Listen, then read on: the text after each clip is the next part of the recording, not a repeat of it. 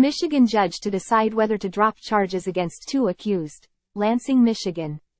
AP. A Michigan judge is expected to decide Friday morning whether to drop charges against two defendants accused of participating in a fake elector scheme after the state attorney general said the group was brainwashed into believing former President Donald Trump won the 2020 election. The defendants, Clifford Frost and Mari Ann Henry, are two of 16 Michigan Republicans who investigators say met following the 2020 election and signed a document falsely stating they were the state's duly elected and qualified electors. Each of the 16 faces 8 criminal charges, including multiple counts of forgery. Michigan Attorney General Dana Nessel, however, may have derailed the case by saying during a virtual event last month that the electors legit believe Trump won the election. Every single charge requires the government to prove they did this with the intent to defraud, said Matthew Schneider, a former U.S. attorney in Detroit. If the Attorney General is saying the group didn't really intend to do this, because they genuinely believe they were the electors, there's a strong argument the prosecution can't prove a necessary element. President Joe Biden won Michigan by nearly 155,000 votes, a result confirmed by a GOP-led state Senate investigation in 2021.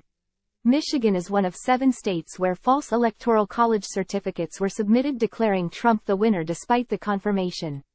But it's the only state where the accused false electors face criminal charges. Time equals 400 Ms. greater than file. Michigan Attorney General Dana Nessel walks to her seat before the State of the State address, January 25, 2023, at the state capitol in Lansing, Michigan. A Michigan judge is expected to decide Friday morning, October 6, whether to drop charges against two defendants accused of participating in a fake elector scheme after the state attorney general said the group was brainwashed into believing former President Donald Trump had won the 2020 election. AP photo, Al Goldy's file. Nessel, a Democrat, first brought the charges in July. At a September 18 virtual event organized by liberal groups, Nessel said the group would never plead guilty because they genuinely believe Trump won the election. These are people who have been brainwashed, Nessel said, adding that the case would be tried in a county that is very, very Democratic-leaning.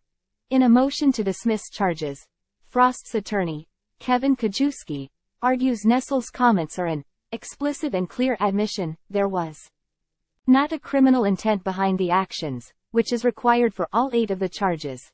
Henry's attorney, George McAvoy Brown, said if the defendants believed Trump won the election, as Nessel stated, then their alleged actions would not have been performed with the intent to cheat or deceive anybody.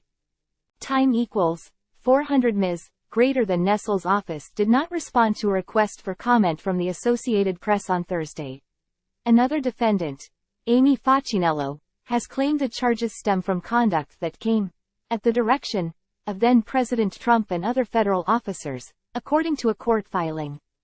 Time equals 400 Ms. greater than the Ingham County District Court Judge, Kristen Simmons, is expected to hear arguments from both sides Friday before making a decision.